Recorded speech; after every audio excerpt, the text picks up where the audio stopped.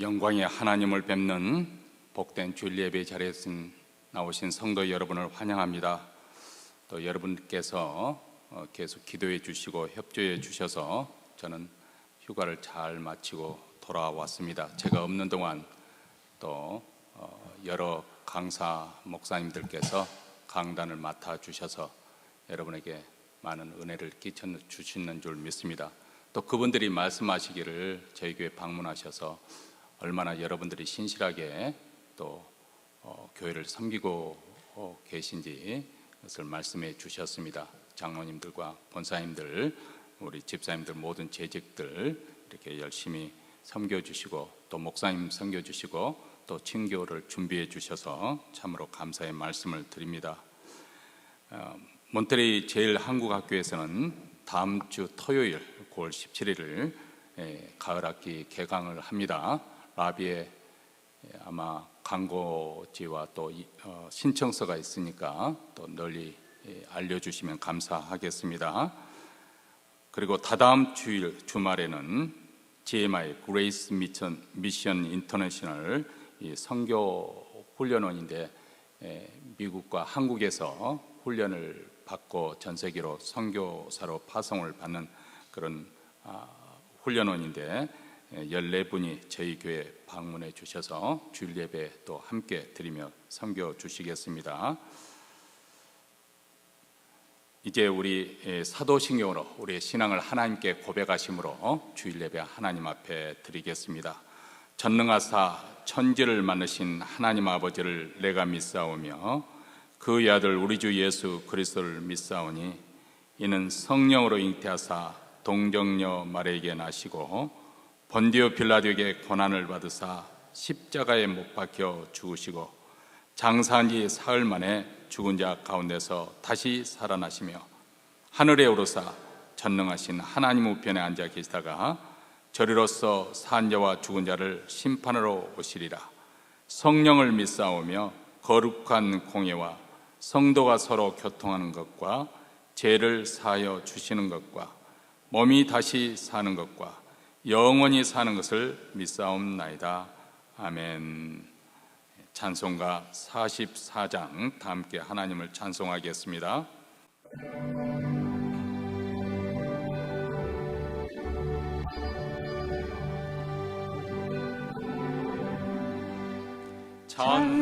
찬송하는 소리 있어 사람 기뻐하도다. 하늘 아버지의 이름 거룩합니다. 천하 사람 찬양하자. 거룩하신 하나님께 할렐루야 할렐루야 할렐루야 아멘. 하나님의 나라 권세 영원토록 있도다. 하나님의 영광 나라 거룩합니다.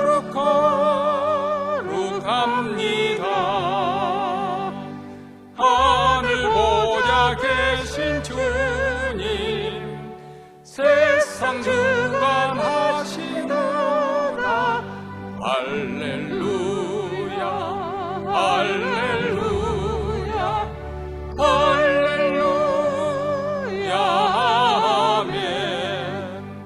하나님의 모든 뜻은 그 뜻대로 되도다. 우리 아버지의 뜻은 거룩합니다.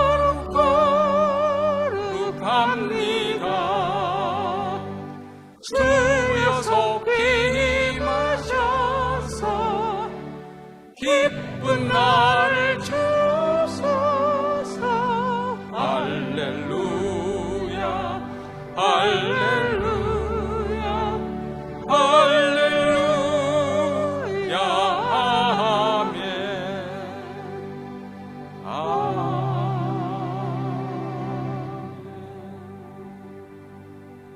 이 시간 우리 마음을 합해서 하나님 앞에 기도할 때 먼저 오늘 예배 가운데 우리 하나님의 영광이 나타나기를 위해서 기도하십시다.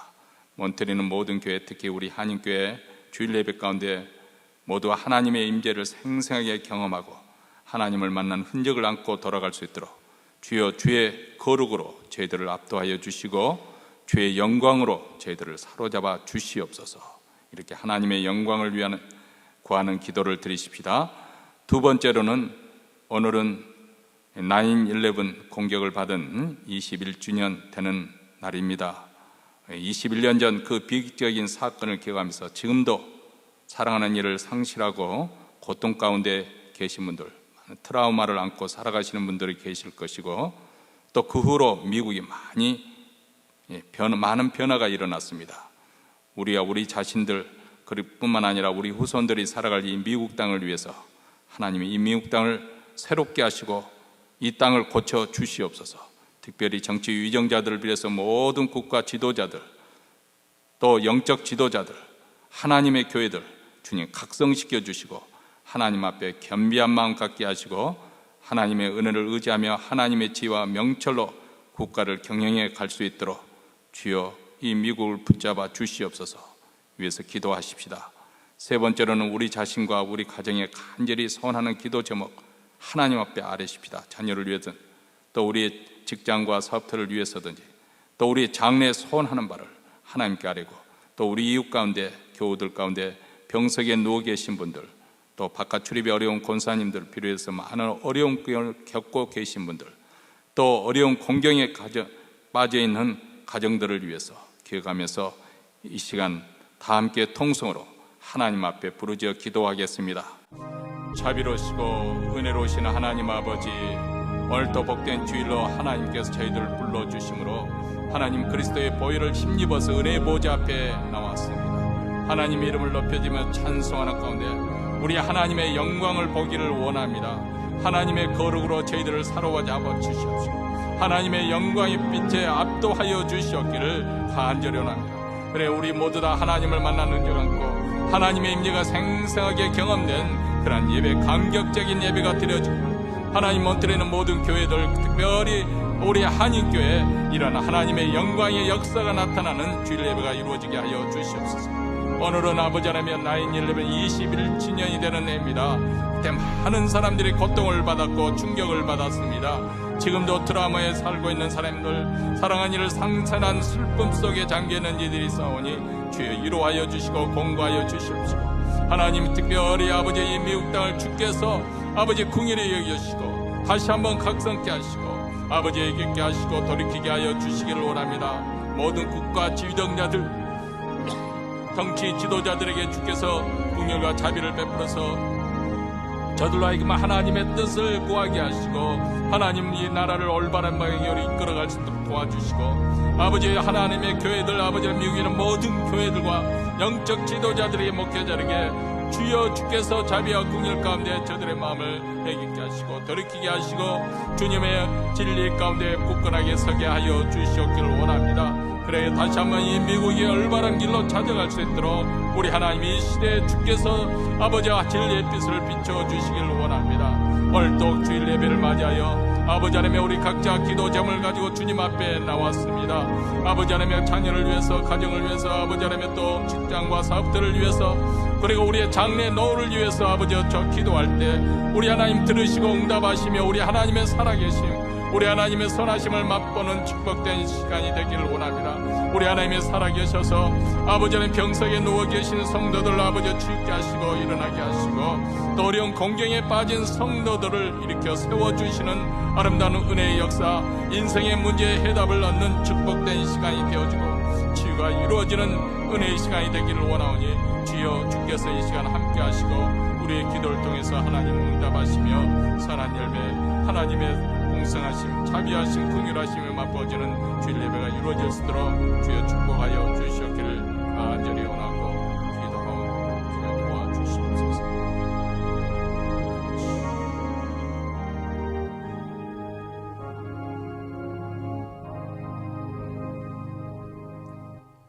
하늘에 계신 우리 아버지여, 이름이 거룩히 여김을 받으시오며 나라의 임하옵시며 뜻이 하늘에서 이룬 것 같이 땅에서도 이루어지이다. 오늘날 우리에게 일용할 양식을 주옵시고 우리가 우리에게 죄 지은 자를 사하여 준 것 같이 우리 죄를 사하여 주옵시고 우리를 시험에 들게 하지 마옵시고 다만 악에서 구하옵소서. 대개 나라와 권세와 영광이 아버지께 영원히 쌓옵나이다. 아멘. 하나님 말씀은 사도행전 26장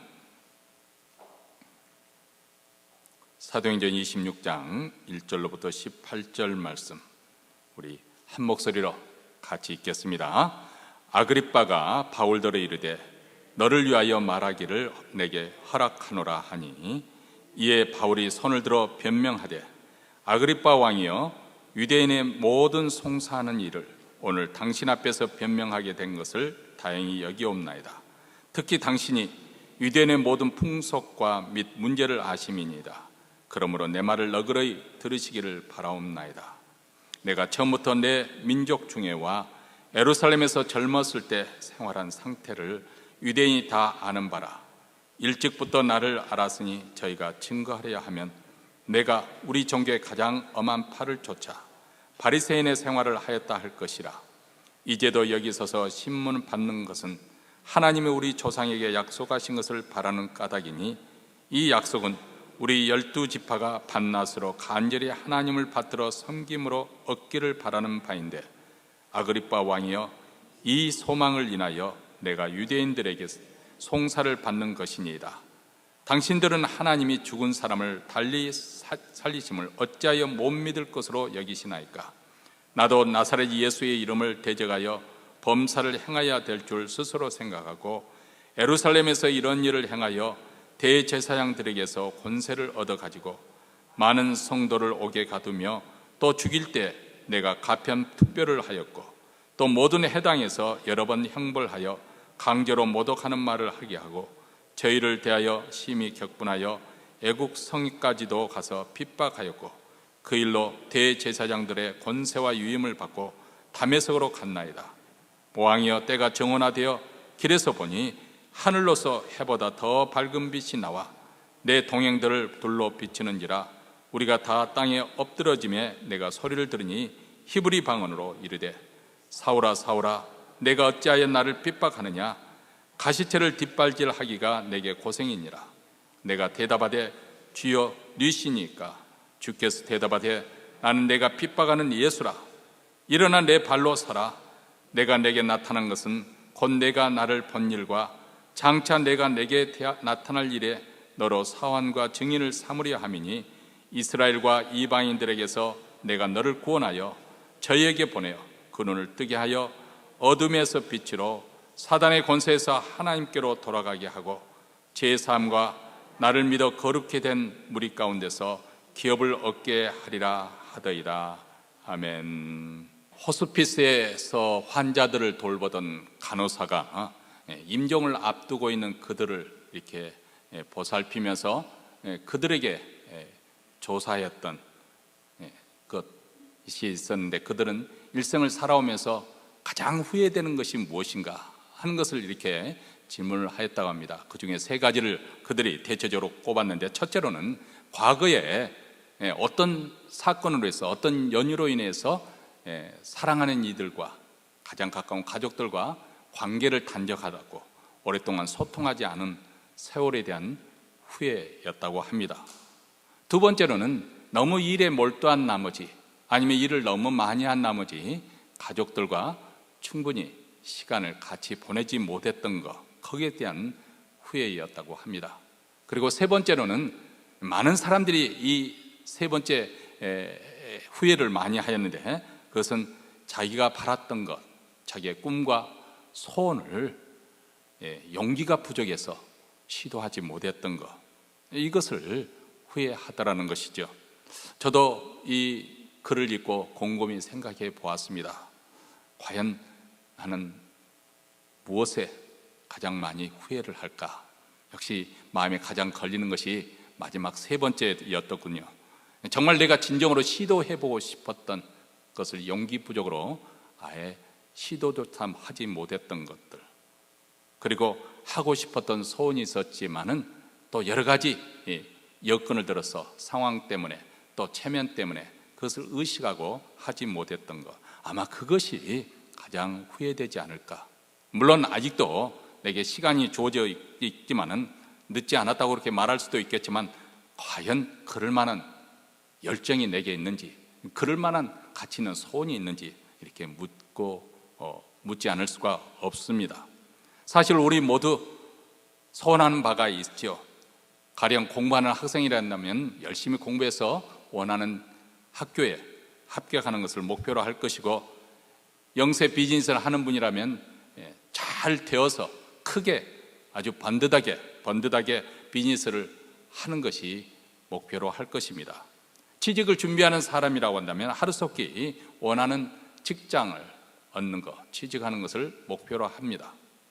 만약 아기가 없는 부부라고 한다면 하루속히 아기를 잉태하는 것, 그것이 가장 바라는 그리고 절박한 소원이 될 수 있을 것입니다. 아니, 어떤 사람에게는 복권 당첨하는 것, 그것을 가장 또 소원하고 매일 그것을 사서 긁는 그런 분이 없지 않아 있을 것입니다. 이렇게 우리 모두에게 각자 소원하는 바가 있습니다. 김구 선생님도 아주 강렬한 소원이 있었습니다. 그가 쓴 책 나의 소원이라는 그 글에 보면, 나의 소원은 첫째도 독립이요, 둘째도 독립이요, 셋째도 독립이다, 이렇게 썼습니다. 자신의 조국이 독립하게 되는 것, 해방되는 것. 자, 그 한 가지 간절한 소원, 그 소망 때문에 불과 19살 나이에 출가해서 집을 나가서 일생을 독립운동에 뛰어들어 헌신했습니다. 그리고 70이 넘어 백발이 성상한 가운데 귀국하기까지, 그 과정에서 얼마나 많은 역경과 그리고 위험과 궁핍함과 서름을 겪었는지 모릅니다. 여러분은 어떻습니까? 만약 여러분의 인생의 마지막 순간이 왔을 때, 나는 이 소망 때문에 지금까지 살아왔고, 설사 내가 이 자리에 이제 죽는다 할지라도 나는 여전히 이 소망을 포기할 수 없다, 이것은 나에게 가장 소중하고 또 고귀한 소망이다, 그렇게 말할 수 있는 그런 소망을 여러분 품고 있습니까? 자, 오늘 말씀해 보면 바울이 아그리빠 왕과 로마 총독 베스도 앞에서 신문을 받아 변론하는 그런 대목입니다. 바울은 예루살렘에서 체포된 이후에 5차례 신문을 받아왔습니다. 물론 한 번 심판을 받을 때마다 다 중요한 심판이지만은 지금 이 심판도 사실 그의 판결에서 굉장히 중요한 또 하나의 심판이죠. 왜냐하면 그 심판을 주관하는 아그리빠 왕 그 2세이죠. 그 아그리빠 왕 2세의 아버지는 사도 야고보를 목베어 죽인, 그리고 바울마도 잡아 죽이려 했던 아그리빠 1세입니다. 그리고 그의 할아버지는 세례 요한을 목베어 죽인 헤롯 안티바였고, 증조부는 아기 예수가 탄생할 때 예루살렘에 있는 모든 2살 미만의 아이를, 사내 아이를 잡아 죽이라고 하는 명령을 내렸던 아주 악명이 높은 헤롯 대왕입니다. 다시 말하면 그의 집안은 대대로 자신들의 권력을 위해서라면 피바람을 일으킨 것을 마다하지 않은 아주 잔인한 그 집안 내기입니다. 자, 이런 무자비한 왕 앞에서 말 한마디 삐끗 잘못했다는 어떤 화를 당할 수 알 수 없는 그런 상황이죠. 그래서 사도 바울이 하고 있는 이 변론은 어떤 의미에서 자신의 목숨을 건 그런 고백이라고 볼 수 있습니다. 그런데 사도 바울은 이 변론 가운데서 자신의 간절한 소망이 무엇인가에 대해서 아주 당당히 그리고 분명히 밝히고 있습니다. 자, 6절과 7절에 우리 다시 한번 읽도록 하겠습니다. 이제도 여기 서서 신문 받는 것은 하나님이 우리 조상에게 약속하신 것을 바라는 까닭이니, 이 약속은 우리 12지파가 밤낮으로 간절히 하나님을 받들어 섬김으로 얻기를 바라는 바인데, 아그리빠 왕이여, 이 소망을 인하여 내가 유대인들에게 송사를 받는 것이니이다. 오늘 말씀을 통해서 왜 우리가 믿음의 길을 가야 하는 것인지, 무엇을 바라보고 우리가 이 믿음 생활을 하고 있는 것인지, 사실 오늘날 또 나이가 들어가면 들어갈수록 이 돈의 필요성에 대해서 절박하지 않습니까? 노후 준비를 하는 데서 돈처럼 중요한 것이 없죠. 그러니까 만약에 우리가 신앙이 없다고 한다면 정말 말 그대로 돈이 있는 사람들은 그것으로 인해서 자기의 의지처를 찾을 수가 있고, 돈이 없는 사람들은 그것 때문에 늘 불안을 느끼면서 초조하게 살 수밖에 없는 그런 세상 속에서 여전히 우리가 이 믿음을 지키고 있는 이유가 무엇일까요? 과연 내가 내 인생을 걸고 참되게 소망하는 바가 무엇일까요? 오늘 이것을 다시 한번 점검해보고 우리가 새로운 힘을 얻을 수 있는 그런 계기가 되기를 바랍니다. 사도 바울은 이 자리에서 자기 자신의 신문을 받는 이유가 자신의 조상들이 간절히 바랐던 그 소망 때문이라고 그렇게 말하고 있습니다. 그렇다면 이스라엘 12지파가 그렇게 밤낮으로 간절히 하나님을 섬기면서 얻기를 바라던 그 소망이 도대체 무엇입니까? 그것은 한마디로 표현한다면 바로 메시아의 출현입니다. 그렇죠? 메시아를 대망하는 거예요. 그리스도께서 그들 가운데 나타나셔서 오셔서 그들을 그 어려운 공경에서 건져주기를, 그래서 다윗과 솔로몬의 그 시대처럼 영화로운 그런 나라를, 부강한 나라를 세워주기를, 공의가 하수처럼 흐르는 그런 의로운 나라, 공의로운 나라를 세워주기를 그들은 대망하고 있었던 것이죠.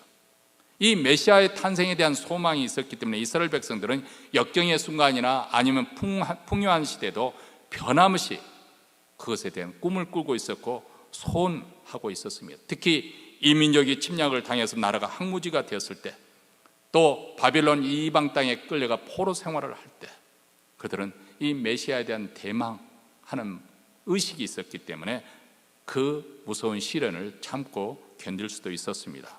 지금 비록 환난과 역경 속에서 무시를 당하고 또 비참한 삶을 살고 있지만 장차 나타날 구원자 메시아가 우리를 이 공경에서 건져주실 것이라, 이 희망이 있었기 때문에 고통스러운 현실을 잘 헤쳐나갈 수 있었습니다. 이 소망은 믿음의 조상인 아브라함으로부터 지금까지 한시도 놓아본 적이 없는 이스라엘 백성의 간절한 염원이자 바람이었습니다. 그래서 히브리서 11장 10절에 보면 믿음의 조상들 아브라함과 이삭과 야고보는 한 채의 땅도 가나안 땅에 하나님께서 주시지 않았지만은 영원한 도성, 하나님의 도성을 바라보면서, 물론 그들이 얼마든지 성공한 후에, 출세한 후에 자신의 고향으로 갈대아 우르로 돌아갈 수가 있었지만 그들은 돌아가지 않았다. 왜냐하면 그들은 영원한 본향, 하늘에 있는 하나님의 도성을 바라보았기 때문에, 그것을 소망했기 때문이라고 그렇게 말하고 있습니다. 그리고 히브리서 11장 35절 이후에 보면은 여기에 믿음의 무명 용사들이 등장을 하게 되는데, 그들은 악형을 받되 구차히 면하지 아니하였다. 또 어떤 이들은 희롱과 채찍뿐만 아니라 결박과 옥에 갇히는 시험도 받았고, 돌로 치는 것과 톱으로 켜는 것과, 전설에 의하면 선지자 이사야가 그 므낫세 왕의 명령에서 톱으로 썰어 죽임을 당했다고 합니다. 시험과 칼에 죽는 것을 당하여 양과 염소의 가죽을 입고 광야와 산중과 암열과 토굴로 유리한 까닭도 그들이 그렇게 그 모든 고통을 견뎌냈던 것은 더 좋은 부활을 얻고자 함이었다. 이렇게 히브리서 기자는 증언하고 있습니다. 그런데 그들이 그렇게 간절히 바라던 그 부활의 소망이 마침내 예수 그리스도를 통해서 성취되었다고 성경은 우리에게 말씀하고 있죠. 바로 하나님의 아들이신 그분이 이 땅에 오셔서 우리 죄를 대신해서 십자가에 주시고 3일 만에 다시 살아나시고 하늘에 오르사 하나님 보좌의 우편에 앉아주심으로 우리에게 영광스러운 부활의 소망을 주셨습니다. 그리고 이 값지고 영광스러운 부활의 복음, 이 소망의 복음을 증거한다는 그 이유 한 가지 때문에 사도 바울은 지금 유대인들에게 미움을 받아왔고 붙잡혀서 지금 왕 앞에서 신문을 받고 있노라고 그렇게 말하고 있습니다. 아그리빠 왕이여, 이 소망을 인하여 내가 유대인들에게 송사를 받는 것이니이다. 죽일 테면 죽여보십시오. 얼마나 당당합니까? 여러분, 우리 자신에게 스스로 한번 물어보십시다. 우리도 인생의 마지막 순간에 다서서 사도 바울처럼, 사도 바울의 법정에서 그렇게 당당했던 것처럼 나는 이 소망 때문에 지금까지 살아왔고 설사 지금 죽는다 하더라도 나는 이 소망을 결코 포기할 수 없습니다. 정말 그렇게 당당히 말할 수 있는 그 소망이 내게도 있는 것인지, 그런 소망을 품고 살아가는 사람들이 과연 이 시대에 얼마나 되겠습니까? 근데 성경은 우리 모든 그리스도인들은 예수 그리스도의 십자가와 부활로 말미암아 이루어진 하나님 나라, 그 영원한 나라에 우리의 소망이 있음을 우리에게 분명하게 말씀을 하고 있습니다. 사실 우리 모두는 언젠가는 육신의 장막을 벗고 영광스러운 부활의 몸을 입는 것, 이것이 진정으로 우리가 바라는 소망하는 바가 아니겠습니까? 그래서 사도 베드로는 이 소망을 가리켜서 산소망, 리빙 홉이라고 그렇게 표현하고 있습니다. 찬송하리로다. 우리 주 예수 그리스도의 아버지 하나님이 그 많으신 긍휼대로 예수 그리스도의 죽은 자 가운데서 부활하심으로 말미암아 우리를 거듭나게 하사 산 소망이 있게 하시며 썩지 않고 더럽지 않고 쇠하지 않은 기업을 있게 하시나니 곧 너희를 위하여 하늘에 간직하신 것이라. 우리에게 산 소망이 있는데 그것은 이 세상의 것과 다르다는 것입니다. 이 세상의 것은 아무리 좋다 해도 본질적으로 그것은 곧 실증이 나게 돼 있고, 그리고 우리가 뭐 아무리 좋은 것을 산다 해도 사는 순간부터 이미 그것은 중고품이 되는 것이죠.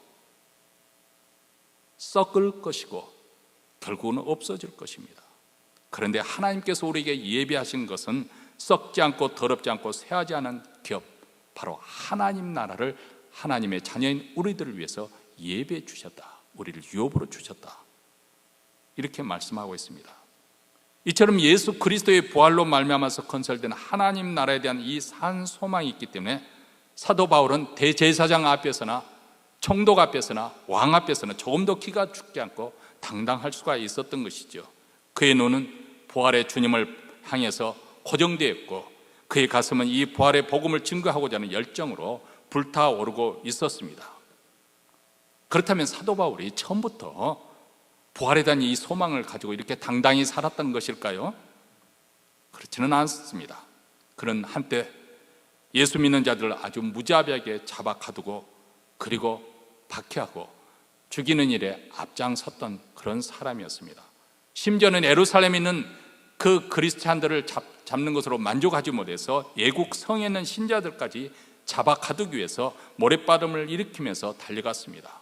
이때 사도 바울의 모습에 대해서 14절에 보면 주님께서는 가시체를 뒷발질하는 모습을 그렇게 표현을 해 주셨습니다. 14절입니다.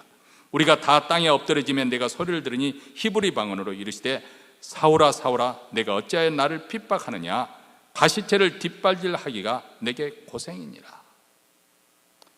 여러분, 이 가시체가 뒷발질을 한다는 것, 물론 우리가 어떤 뜻인지는 알지만 선뜻 이미지가 오지 않습니까? 이 말이나 이 노새나 이 짐승들을 이제 사람들이 타거나 물건을 실어 날라야 되는데, 이거 뒷발질하면 그 뒷발질이 굉장히 위험하지 않습니까? 거기에 얻어 걸리면은 부상을 당하거나 아니면 정말 죽을 수도 있는 심각한 부상을 입게 되는 것이죠. 그렇기 때문에 이런 잘못된 버릇을 고치기 위해서 그 뒷발질을 하는 그곳에 가시체를 넣는 거예요. 그러면 가시체를 하면은 거기 찔려서 피가 나게 되니까 자기가 고통스러우면은 이제 안 하게 되죠. 그렇게 해서 훈련을 시키는 것입니다. 그런데 이 왕관, 노새나 또 말이 자기 고집스럽게 계속해서 뒷발질을 한다면 자기 뒷발꿈치에 피가 흘려도 자기 몸을 상하는지도 모르고 그렇게 계속하는 그런 경우를 지금 하나님께서는, 주님께서는 사도 바울의 현재 모습을 빗대어서 말씀하고 있는 것이죠. 지금도 하나님을 대적하면서 하나님을 인정하지 않고 사는 모든 인생의 상징적인 그런 모습이 아니겠습니까? 그것이 분명히 가고 있는 것들이 멸망의 길이라고 성경에서 분명히 말씀하고 있지만은 영적으로 무지하기 때문에 알지를 못하는 것이죠. 교만하기 때문에 자신의 잘못에 대해서, 죄에 대해서 인정하지 않습니다. 완악하기 때문에 알고서도 돌이키지 않습니다. 그리고 자신의 욕심과 고집으로 인해서 스스로 고생길로 접어들면서 갈수록 어둠 속에 들어가면서도 거쳐 넘어져도 무엇에 거쳐 넘어지는지 알지 못합니다. 결국은 자기 자신을 해롭게 하고 멸망의 길로 나아가는 것이죠. 그러면 나이가 들면 철이 들어 달라지게 되는 것일까요? 그런데 이미 서론 부분에 말씀드렸지만 복음에 소망이 없는 사람들은 하나님께 소망을 두지 못하기 때문에, 하나님을 믿지 않기 때문에 세상 것에밖에 소망하는 것을 둘 수밖에 없습니다. 거기에만 행복 있고 거기에만 자기 삶을 지켜줄 수 있을 거라고 그렇게 믿습니다. 그렇기 때문에 나이가 들면 들수록 우리가 조심해야 될 거 있는, 더 현세적이 될 수 있고 더 사람이 물질적이 돼요. 돈에 대해서 더 집착할 수 있고 인색할 수 있습니다. 더 자기적이 되어갑니다. 물론 그렇다고 해서 우리가 현실성 없이 그냥 세상 일에 대해 가볍게 여기거나 돈에 대해 아주 아무렇지 않게 생각해서 된다는 것을 말씀드리는 것은 아닙니다만은, 우리 마음이 그렇게 될 수밖에 없습니다. 왜냐하면 하나님을 믿지 않기 때문에. 하나님을 믿지 않는 인생에 그들이 붙들 수 있는 것은 무엇이겠습니까? 세상적인 것밖에 없겠죠. 그들은 그들이 원하는 바를 성취하기 위해서 열심히 달려갑니다만 그들의 최종 목적지가 결국 멸망이라는 사실, 그 욕망이 이끌어가는 그 끝이 멸망이라는 사실을 알지 못한 채로 달려가는 것이죠. 과거에 바울이 그리했습니다. 그는 예수 그리스도, 그분을 추종하는 그 그리스도인들, 유대인 그리스도인들을 그들은 미워했습니다. 왜냐하면 그들은 자기 민족과 유대교를 배신했다고 생기기 때문에, 그리고 하나님을 모독하고 있다고 여겼기 때문에 그렇습니다. 그래서 저들을 박멸하는 것이 그의 사명이었어요. 그것이 하나님을 기쁘시게 하는 것이고 하나님의 뜻을 이루는 것이라고 그는 생각했습니다. 그래서 자신의 열심을 가지고 그 일을 행했던 것입니다. 그래서 예루살렘뿐만 아니라 다메섹까지 가서 그들을 붙잡아오려고 기세등등에 달려간 것이죠. 이런 바울에게 어떤 일이 일어났을까요? 13절 말씀을 다시 한번 읽겠습니다. 왕이여, 때가 정원화되어 길에서 보니 하늘로서의 해보다 더 밝은 빛이 나와 내 동행들을 둘러 비추는지라. 자, 여러분, 캘리포니아의 햇볕도 아주 따갑습니다만은 그 사막의 정오, 한낮, 이 12시에 그 햇볕은 가장 강렬하게 내려지는 그런 시간이 아닙니까? 근데 이 태양빛보다 더 강렬한 빛이 사도 바울과 그 일행을 둘러 비침에 그들이 그만큼 빛에 납작 땅에 엎드려졌다는 것입니다. 도대체 그렇다면 태양빛이 아닌 이 강렬한 빛은 어디로부터 말미암은 것인가? 그래서 바로 부활하신 예수 그리스도의 영광의 빛이죠. 그분은 본래 하나님의 아들이신, 하나님과 동격으로서 하나님이 가지신 영광과 존귀와 능력에서 동등하신 분이십니다.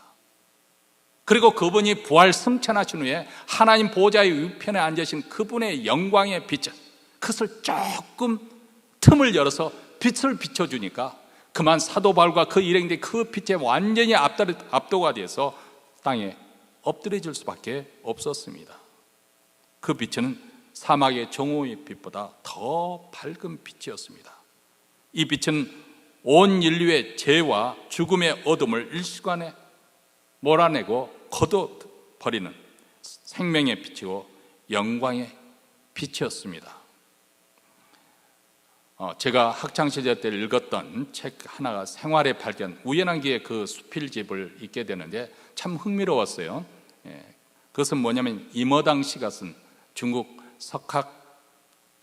출신인 석학인데요, 이분이 쓴 이 수필집이 서양 사람이도 굉장히 그 매력적으로 느껴져서 책이 많이 팔려진, 그래서 서양 사람에게 잘 알려진 분입니다. 본래 이분은 목사 아들로 태어났습니다. 그런데 그분이 성장해서 이제 자기 인생길 공부의 그 학문에 매진하면서 기독교를 떠났습니다. 그 대신에 동서양 철학을 섭렵하면서, 그래서 철학자로서 교수로서 나름대로 구원의 길을 찾고자 아주 무진 애를 썼습니다. 근데 그가 아무리 학문을 통해서 구원의 길을 찾고자 노력을 했지만은 구원의 확신을 얻을 수가 없었고 그의 내면은 아주 어둡고 공허할 뿐이었다고 하였습니다. 그는 평소에 자부심 갖기를, 왜 내가 서양 종교 기독교를 믿어야 하는 것인가?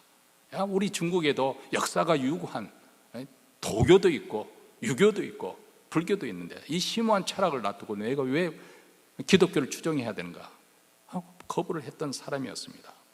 그런데 아내가 계속해서 권유를 하니까 마지못해서 이제 주일 예배 참석하게 되었습니다.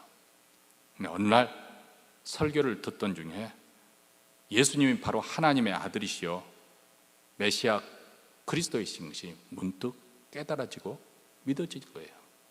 그 설교를 했던 분이 유명한 목사가 아니었어요. 지난주에도 설교를 했던 평범한 목회자였고, 그분의 그날 설교가 아주 특별했던 것도 아니었어요. 그냥 평소대로 평범한 설교였는데 문득 그 말씀이 진리로 믿어지고 받아들여지게 된 거예요.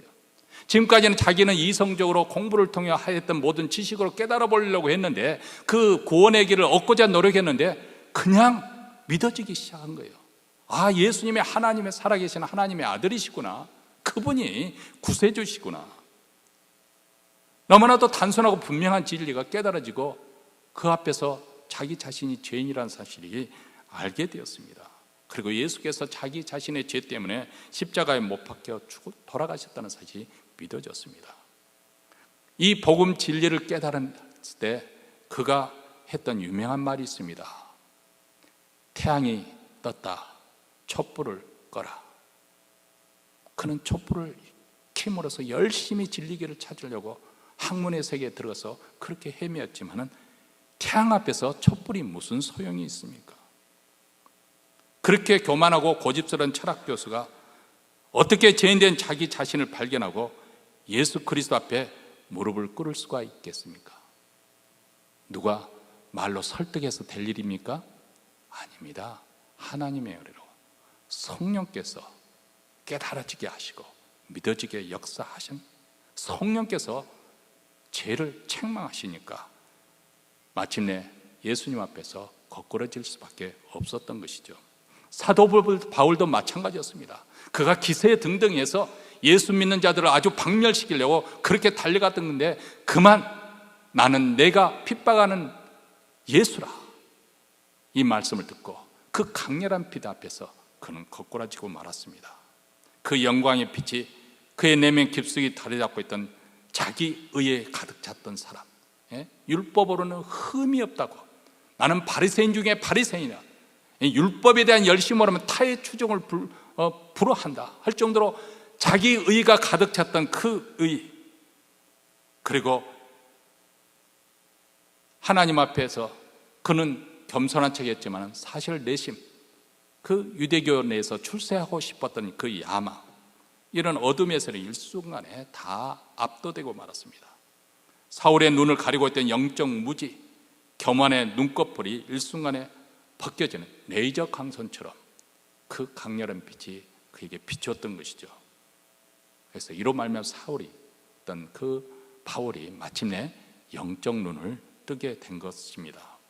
이로 말미암아 그는 그의 소망마저도 소원이 달라지게 되었습니다.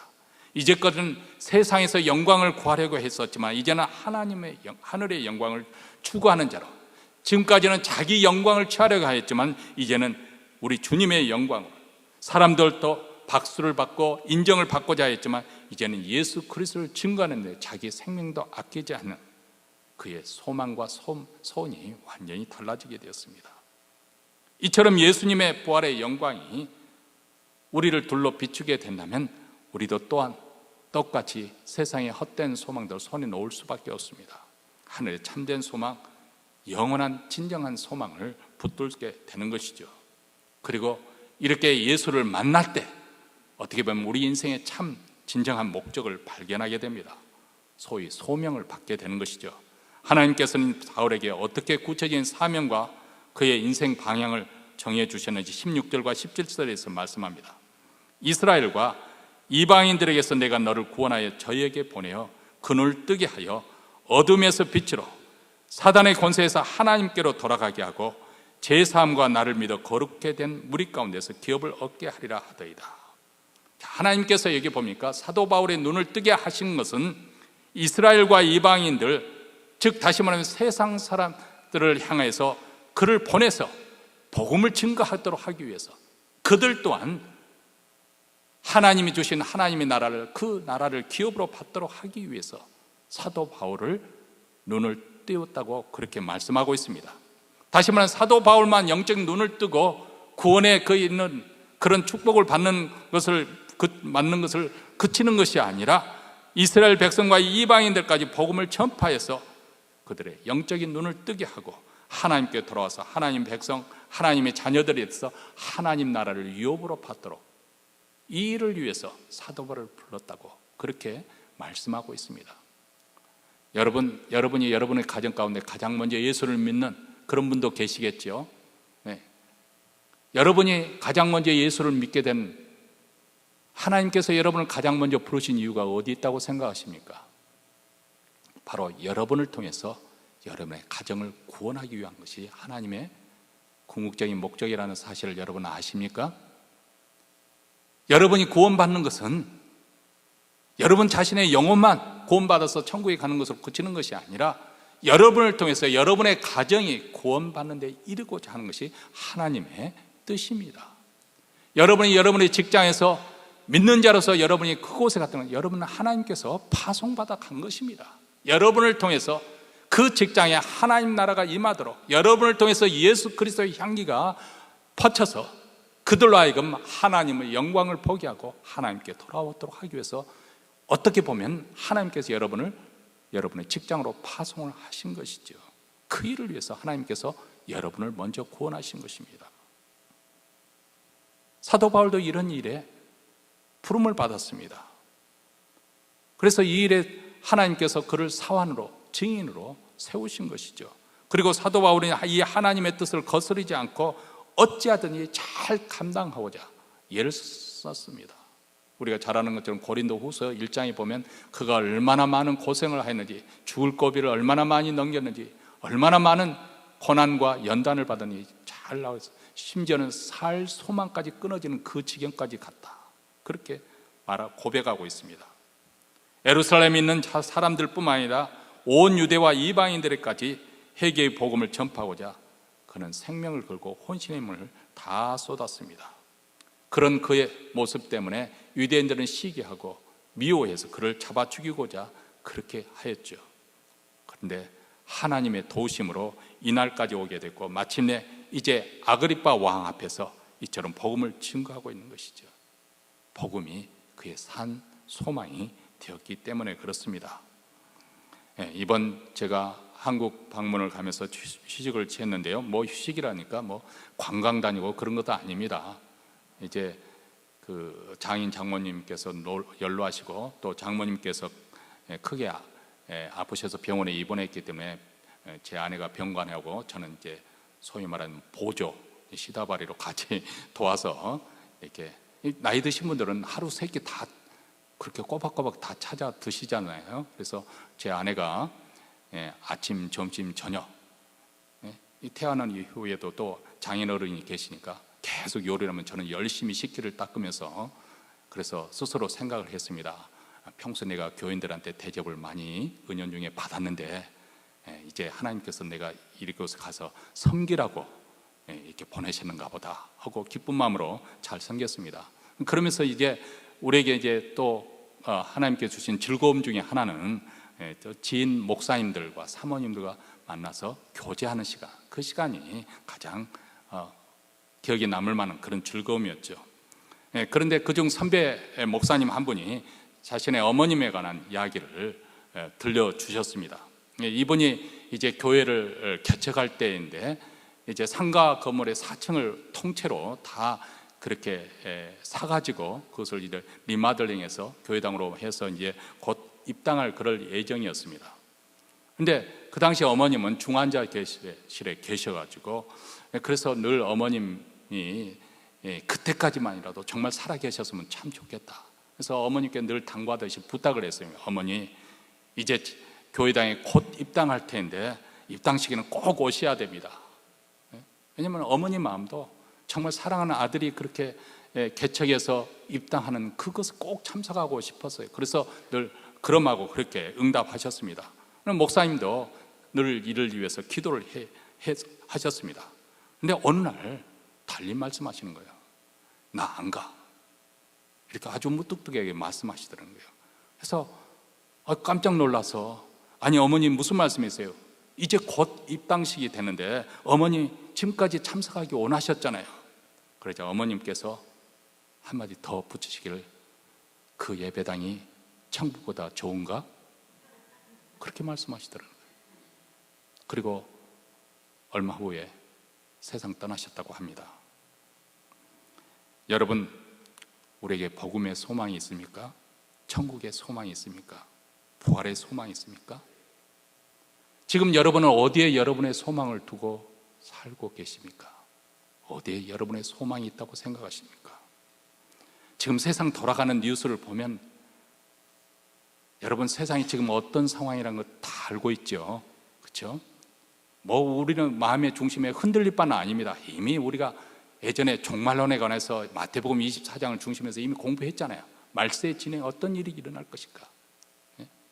더 세상은 혼란스럽게 될 것이고, 영적으로는 더 심히 어둡게 될 것이고, 사람들은 정신줄을 놓을 때 어쩔 줄 몰라서 갈팡질팡해야 될 것, 우리 주님이 이미 경고하셨습니다. 우리는 놀랄 것이 없습니다. 그런데도 이런 세상 속에서 여전히 세상에 여러분의 소망을 두고 산다고 한다면 아주 위태한 인생을 살고 있는 것입니다. 왜냐하면 우리가 세상에서 붙들고자 하는 그 모든 그 소망은 사실 거짓된 것이거든요. 헛된 것이거든요. 그것은 마치 우리가 기대고자 한 지팡이가 부러진 지팡이와 똑같은 것입니다. 거기서 우리가 어떤 행복을 얻을 수 있을 거라고 생각하고, 거기서 우리가 어떤 삶의 안정을 찾을 거라고 생각하지 마십시오. 뭐 그렇다고 해서 우리가 노후 준비를 할 필요가 없다, 돈 벌 필요가 없다, 뭐 그것을 제가 부정하려는 거 아닙니다. 다만 우리가 아무리 준비한다 하더라도 그것에 내 소망이 있다고 생각하지 말라, 그 말입니다. 그것은 일시적인 것이고 항구한 소망이 될 수 없는 것이기 때문에 그렇습니다. 사도 베드로는 그래서 이렇게 말씀합니다. 베드로전서 1장 24절과 25절에서 모든 육체는 풀과 같고 그 모든 영광이 풀의 꽃과 같으니 풀은 마르고 꽃은 떨어지되 오직 주의 말씀은 세세토록 있도다. 또한 야고보 선생은 우리 생명이, 우리 인생이 무엇이냐, 잠깐 보이다가 없어지는 안개와 같으니라, 이렇게 말씀합니다. 다시 말하면 풀의 꽃과 같고 안개 같은 그 인생 가운데 이 세상에 소망을 두고 산다는 것은 얼마나 불안한 것인가, 얼마나 허망한 것인가, 우리는 생각하지 않을 수 없습니다. 만약 우리가 이 세상의 기준에 맞춰서 성공에 우리의 소망을 두게 살게 된다면 틀림없이 우리는 실망하게 될 것이고 낙심이 클 것입니다. 만약 하나님을 믿지 않냐고 물질과 사람에게 소망을 둔다면 분명히 우리는 실패하게 될 것이고 원망과 불평이 터져나오게 될 것입니다. 그리고 그 끝은 멸망입니다. 그렇기 때문에 우리는 우리가 바라는 소망이 무엇인가 확실하게 붙잡을 필요가 있습니다. 우리에게 남아진 이 시간, 뭐 그것이 지금까지 살아온 날보다 앞으로 남은 시간이 더 적을 수가 있지 않습니까? 이제 이 남은 순간 우리가 붙잡고 있는 이 소망이 정말 항구적인 것인가, 영원한 것인가, 정말 내 인생을 다 바쳐도 후회하지 않을 만큼, 불태워도 결코 아깝지 않을 만큼 그렇게 튼튼하고 영원한 가치가 있는 것인가 확인해 보십시오. 여러분, 우리가 예수를 믿고 기독교 신앙생활을 한다는 것은 결코 뭐 어떤 꾸며낸 이야기, 가공의 이야기를, 그 허상의 것을 붙잡고자 예를 쓰는 것이 아닙니다. 뭐 돌을 닦고자 예를 쓰고 인격 수양을 하는 그런 것이 우리 기독교의 본질이 아닙니다. 우리의 산 소망이 되시는 예수 그리스도 하나님을 믿는 것이고 그분의 나라를 우리는 소망하는 것입니다. 그 나라의 소망을 두고 사는 사람들은 결코 부끄러움을 당하지 않을 것입니다. 실패하지 않을 것입니다. 인생의 마지막 순간, 임종을 맞이했을 그 자리에서도 결코 후회하지 않을 것입니다. 우리 주님이 그것을 약속해 주셨지 않습니까? 나를 믿는 자는 결코 실망치 않을 것이다. 부끄러움에 처하지 않을 것이다. 우리 모두 다 이 소망으로 독수리 날개치는 그런 삶이 되시기를 주의 이름으로 축원합니다. 기도하겠습니다.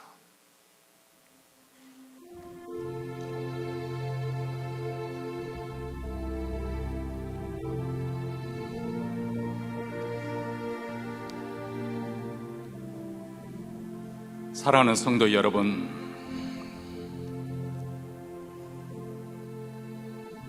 우리가 숨가쁘게 달려오는 우리 인생길, 그 끝엔 무엇이 기다리고 있는 것일까요? 우리 주님은 두 가지 길을 말씀해 주셨습니다. 하나는 넓고 평탄한 길인데 그 끝은 멸망이라. 또 하나의 길은 그 문은 좁고 협착하지만은 생명으로 인도하는 길이라는 것을 우리에게 말씀하셨습니다. 우리는 어느 쪽에 살고 있습니까? 아니, 우리가 바라는 소망은 무엇입니까? 영원한 것입니까? 세상 끝날이 돼도 여전히 나는 이 소망을 부끄럽지 않겠습니다. 나는 여전히 이 소망을 포기할 수 없습니다. 이렇게 말할 수 있는 것입니까? 하나님 아버지, 감사합니다. 세상이 어지럽고 사람들은 점점 정신이 혼돈 상태에서 더 물질적이 되어가고 더 현세적이 되어가지만은 저희들로 하여금 하나님을 예배하는 자리에 나오게 하시고 말씀을 듣게 하심으로 무엇이 진실인지 무엇이 거짓인지 보게 하시고 듣게 하시니 감사합니다.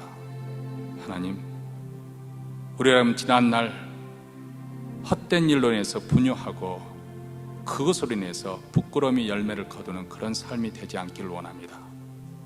우리의 남은 생애 동안 영원한 가치, 우리 주 예수 그리스도와 그분의 나라, 그 나라를 위해서 충성하기를 원합니다. 그 나라를 위해서 끝까지 소망을 두고 달려가는 우리의 인생이 되게 하옵소서. 우리 구주 예수 그리스도의 이름으로 기도합나이다. 아멘. 우리 찬송가 539장 가사의 의미를 생각하시면서 다 함께 부르시겠습니다.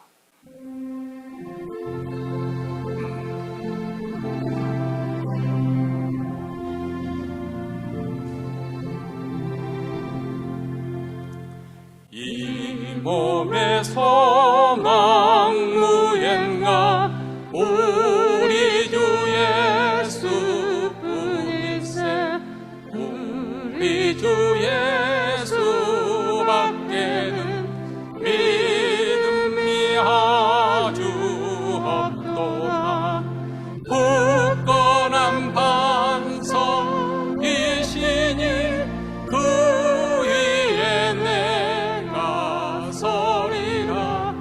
그 위에 내가 서리라.